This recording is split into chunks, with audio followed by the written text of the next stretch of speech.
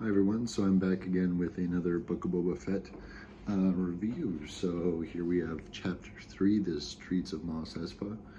This episode was really something else, and it is lifted to a whole different level, one that I'm really enjoying.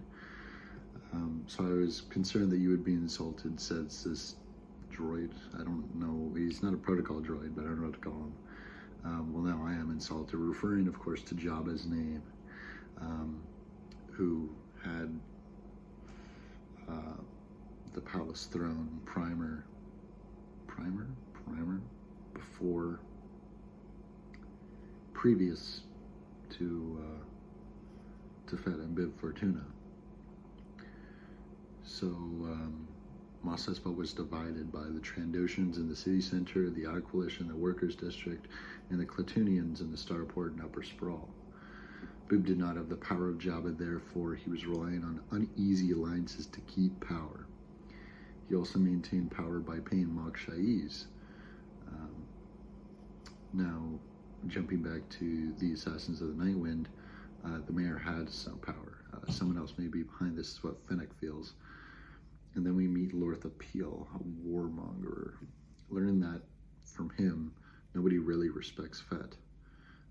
A street gang has been stealing his water, and Lortha keeps saying that he's offended on Lord Fett's behalf, which is kind of a bit of a joke. He's just trying to get what he wants.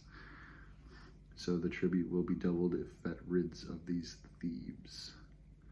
So the gang has modified their bodies with droid parts to be better fighters, and they explain to Fett there is no work, mighty daimyo, even though they live in the workers' district. So Fett offers them work.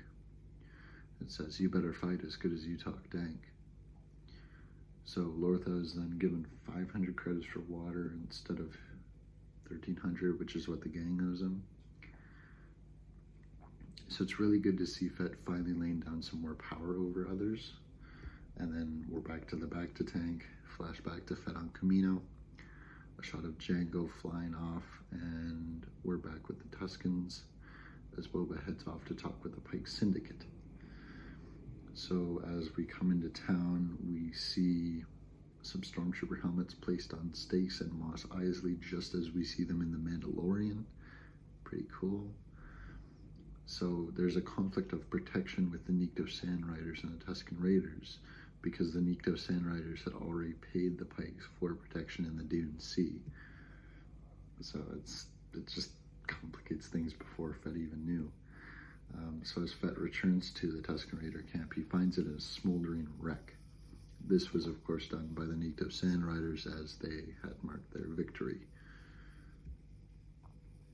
Fett then burns the other Tusken Raider bodies and Gavi sticks. This includes the little kid that goes with Fett to retrieve black melons.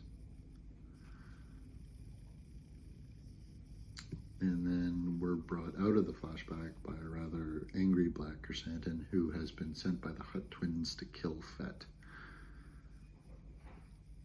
This battle honestly had me really excited because we get to see Black Chrysanthemum fight. The street gang that Fett has hired and the Gamorrean guards come to Fett's aid. Fennec then opens the hatch to the Rancor pit and traps Black Chrysanthemum. This is just a really pissed off looking Rancor pit. There's not much else to it. So Fennec reminds Fett that he's the head of a family, and so Fett feels the need to respond to Black Chrysanthemum having his life was taken away from him. Black Chrysanthemum almost taking Fett's life away from him. There we go, that makes more sense. But Fennec advises Fett to wait till the Hutts show their hand. And then the twins arrive around the same time.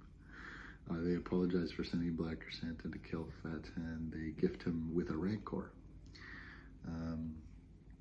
Apparently the territory has been promised to another syndicate by Moksha'is.